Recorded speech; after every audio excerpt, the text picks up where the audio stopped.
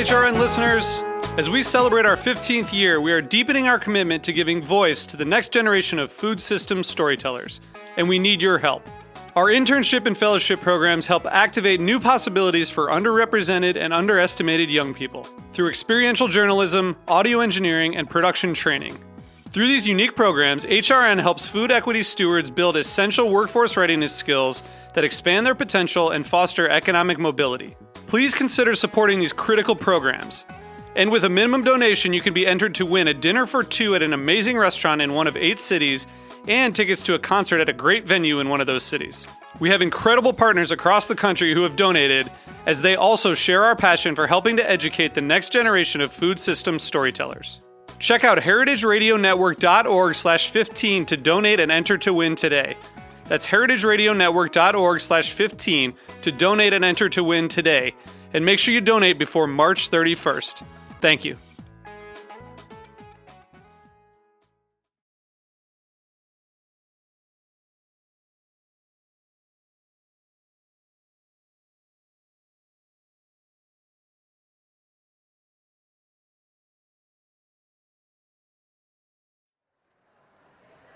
I'm Hannah Fordin for Heritage Radio Network on tour here at Good Food Mercantile in Brooklyn. Our coverage today is supported in part by the Julia Child Foundation for Gastronomy and the Culinary Arts.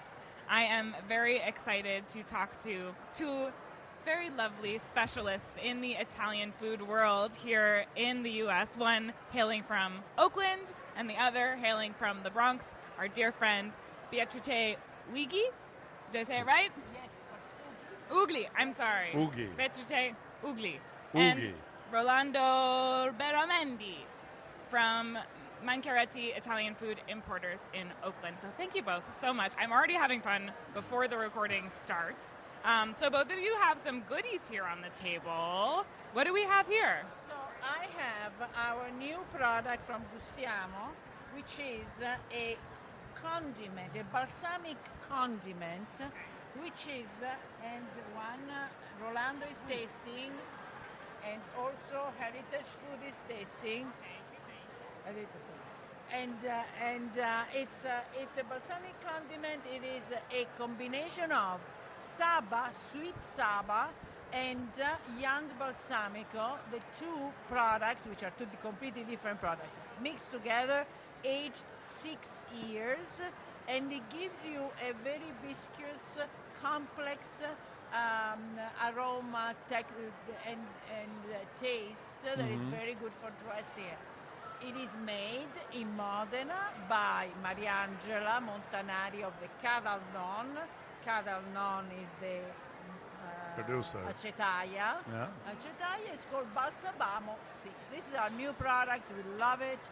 It's perfect for. It's not as important as a balsamico tradizionale, but it's as complex structure. You should explain, Beatrice, what Saba is to most people. Do people know what Saba is? I thought everybody here would know what Saba is. Saba is the grape must that has been cooked in an open copper big pot on the fire, and for many hours, 48, 50 hours, depending on the weather, and it gives you a liquid that is very sweet that the Romans would use as a sweetener together with the honey. So it's one, together with the honey, is the oldest sweetener that human being known of.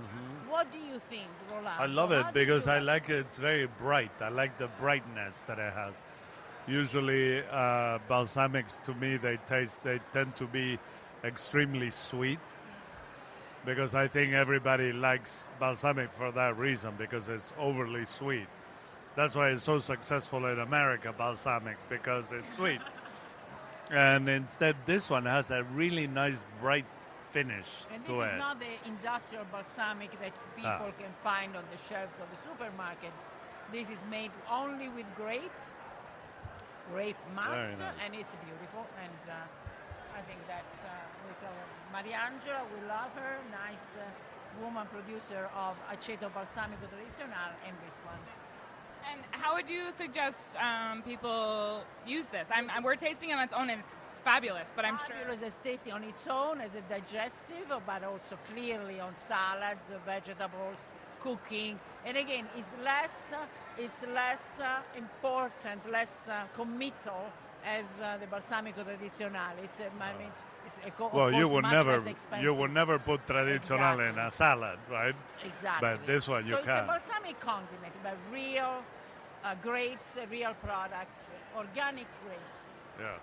I did it. Beautiful. And what do you have, Rolando? I brought instead something from that I was in the Marche, south of Ancona, last week, and it's actually called Paccasassi. They're called Paccasassi because they break the stones. These plants. You have to describe what I have. It looks a little bit like seaweed. It almost like seaweed, but instead it's a succulent plant that grows on the seaside, all around the Mediterranean, and it has a very incredible texture. It's almost like porcelain, or more of a succulent plant. And It's a wild plant. it's right? a wild plant, but these friends of mine, what they did is they managed to take the seeds of the blossoms that looks like a fennel blossom, Right. and then they did all the plantings, and they did 3 hectares of this particular weed. They managed to grow it, and then what they do is they harvest between May and June only the tender shoots, and then what they do is they pickle them for about 20 days, and then they send it to us marinated in olive oil, a really good olive oil. I'm tasting them. First of all, they look beautiful, They're- green, and the taste is like fennel. It is wild fennel. it's almost like fennel, but Would it you has a use it little with bit of pork? carrot. Would you use it with pork? It's delicious on, you know how they served it to me, Beatrice? They served it on a little toasted piadina, so flat bread, warm, with burrata, mortadella, and this. It was just perfect. I mean, there's mortadella, they eat it in panini de mortadella. And so But I it want was, to know, but your friends, how did they come up with the idea of making this because significant production? Because what the in the area in the Cornero, there south of Ancona, is a natural park. The people have always gone to harvest these tender shoots, and they make it in their pantry, and they will put it in their pantry. Right. Instead, so what they did is they said, well, maybe we should make a production out of this. And so it's basically making a cultivation of a weed and then making it a pickle so that we can enjoy it in the different parts of the world. But it's so delicious. amazing that, you say, how come I've been in the food business Well, in we did Italy not for know. 30 years, right? And this is what I get so They're called excited. Paccasassi, Sassi. not spaccasassi, No, but Paccasassi. sott'olio. Sott'olio. And they are crunchy also. They're so the crunchy. texture They're is delicious. crunchy. And did you notice it has a little, almost like a kerosene flavor to it, Yeah. because it has so many minerals. It's full of minerals, Right. and it's so good for you. I've been told that, I don't like to talk about health claims on food because I think we should enjoy them and eat them. No, Eh? it's going to be the next turmeric, Beatrice. Oh, you'll see. Look out, world. You heard it here first. The new turmeric.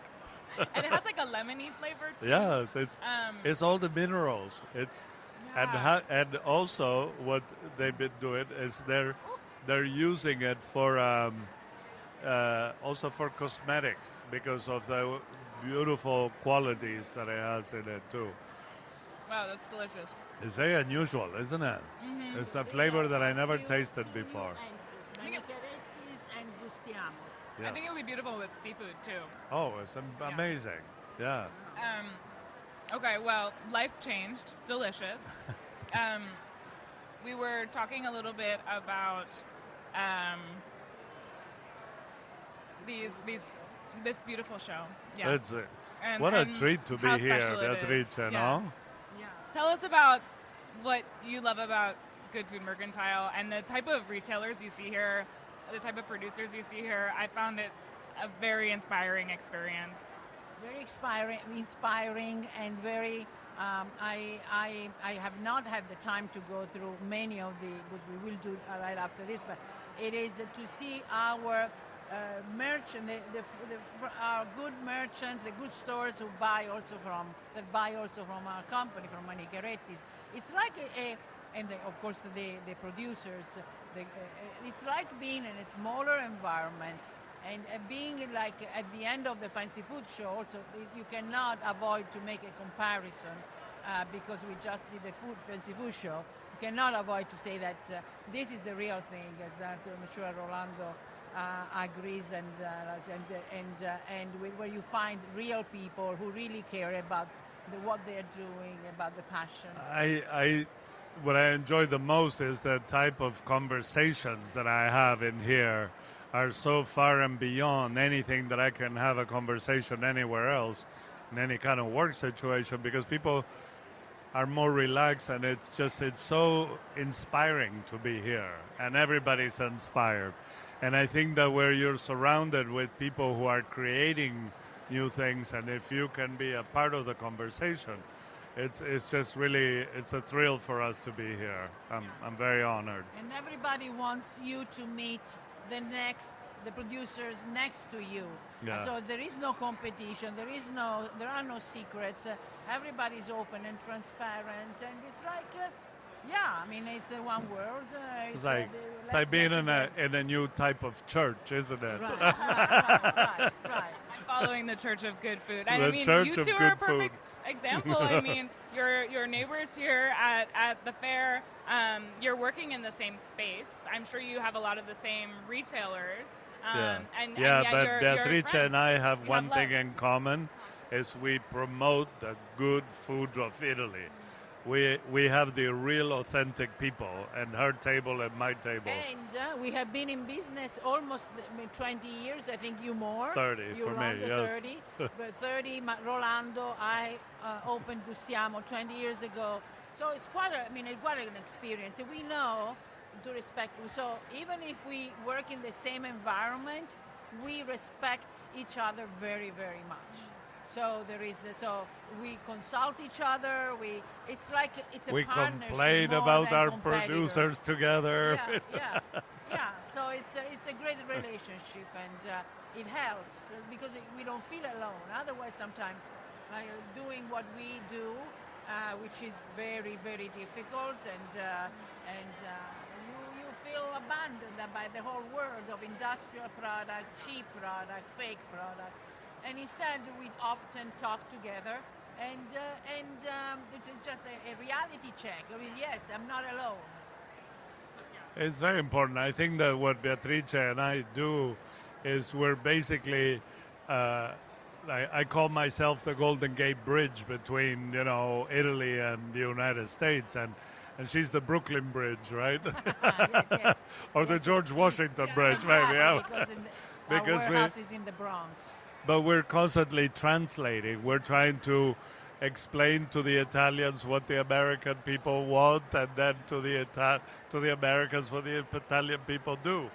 And we're diplomats of sorts, I'm curious, it seems like obviously we can say a lot of things about the American consumer that might not be as familiar with what is here, unusual products, unusual flavors. I'm curious if you've both been in business for a long time and you're very well established. Have you noticed any sort of shift in terms of the sophistication and flexibility of the American palate and what people are willing to try that might not be familiar? Well, without the American people and without the American palate, many of the products of Italy wouldn't exist.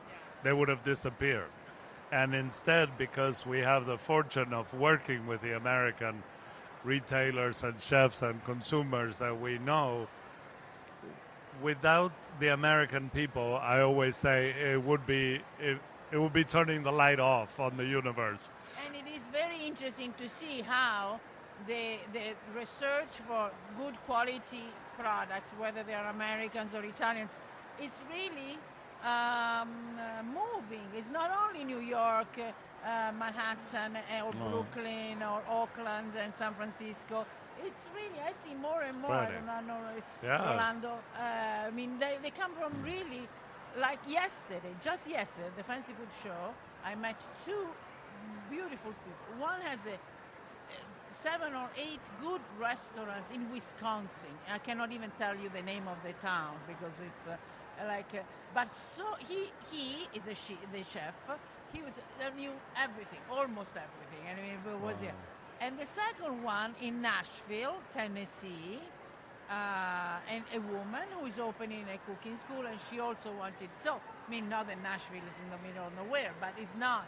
But but Yeah. you see more and Yeah. more, Yeah. like your map, it has these little flags in. I always say that, places. the American people, what I have noticed in the last 30 years is from the first time that I started, when they didn't even know what extra virgin olive oil was, and many people still don't, but it's the curiosity of the American people is so wonderful because they want to learn, they want to hear, they love the stories. If you tell them the story of how a product happens and the traditions, they immediately will taste it, and then they taste it, but then it becomes part of their own life. It's not like they eat it and then they push it away. It's part of their repertoire almost, right? Yeah, that's such an interesting point, I think, because that's one thing that definitely separates quote-unquote whatever American culture is, but there's so much variation, and for people who maybe are not descended from recent immigrants, they don't have a culinary identity, That's they right. don't have a gastronomic history, and so by introducing new ingredients, new products to them, you're almost helping to create their own personal culinary history, Yeah. and the stories are so important to that. You can become connected, like, this amazing, tell me how to pronounce the name of it. Sea fennel. Never in my wildest dreams would I have thought I would eat it, and it's fabulous, and now I want to eat it all the time. So you've been part of that educating process as veterans of the industry. But And, the reason why I'm always excited to be here is also because I think people get it. You try to bring this to somebody on the other side of Italy, they will laugh at me. But the Americans don't laugh at you. They take it and they will eat it and get excited about. And in particular, so in Americans in general, Americans who understand what we are talking about, have traveled, perhaps they went to Marche region where this fantastic product comes from, but also, but here in particular, going back to where we started from, this expo, the Good Food Awards, the Mercantile, it's it's beautiful to be here because the discourse already starts at a different level. Mm-hmm. So you are one step ahead. So you don't have to start from you know that everybody who comes here has a certain knowledge and understanding, and in particular culture, because let's remember, quality is culture. It's talking about our tradition, our culture. It's a language. It's a real. It's like what Rita was telling me before. He said, "This is a house full of believers." It is, You're preaching to the converted already. It's good to be here. Oh, wonderful. So what are you, we've tasted some very special things. What else are you excited to share with Good Food Mercantile and everyone in this room? What are you most excited to share? What am I most here today, or our products? What can I tell you? Oh, we are mostly excited. Not even Rolando knows this, but we have a pop-up sale of summer panettones in August. So we have a guy. No, I mean he will kill me if I say a guy. A very important chef in Padua who bakes our panettone in the wintertime. You must know that in Italy it has becoming more and more popular to serve panettone, which is this Christmas cake. Is beautiful. If it is beautiful, it's beautiful. Otherwise, it could be horrible. Only during the winter holidays. And Davide Paolini made that happen because he was taking a picture of him in Sardinia last summer eating panettone Right. in August, right? And So you follow in him. Italy, they want to at least make the panettone tradition more Year-round. seasonal, year-round. Year-round. But so, I mean, more often. And so in August, we are importing this new panettone, which is going to be very yellow, because it also has not only the fresh eggs, Wow. the good flour, the good butter, but also curcuma, a blend of spices, ginger and curcuma. So it's really, so this is our pop-up. This is our announcement for the Good Food Awards Mercantile show. Yeah, Thank you very panettone much. in August on the beach in Coney Island. It would be great. Exactly. Or on the swimming pool in the Hamptons. There you go. It's perfect. It's the perfect summer snack. Although last With summer, a glass of rosé. thanks to you, With I ate a lot of pandoro and panettone, and it was. Luigi Biasini. He's amazing. He's amazing. Okay, Rolando, what are you most excited to share? I just so excited. I've noticed the reaction of people. We brought in really good taralli. You know what taralli are? The little sort of like little round cracker of a sort. I don't know how you can call it. It's almost like a grissini dough, but Salty, pretzel, but not like pretzel. almost pretzely like, but very crumbly. One of the That best is- things that I put in my mouth today, by the way. Oh my So God, good. thank you. But it's made with really good flour and extremely good, fresh, extra virgin olive oil. There's no rancid. That most of the stuff that you find in the stores in the U.S. is crap, and this is they are not fresh. they're not fresh. They're not, crunchy, and they're made with rancid oil.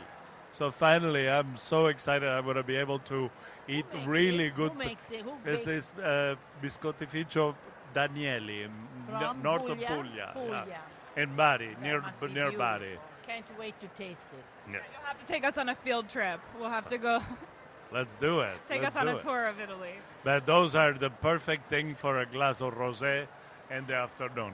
I'm looking forward to that. And with that, I'm ready for my glass of afternoon rosé. Beatrice, Rolando, thank you so much for joining us. I'll let you get back to selling all of your beautiful products. But it's Thank you so much. Great to be here. Thank you for having us. You know, I'm a big fan of Heritage Radio, so the thank feeling you. is mutual.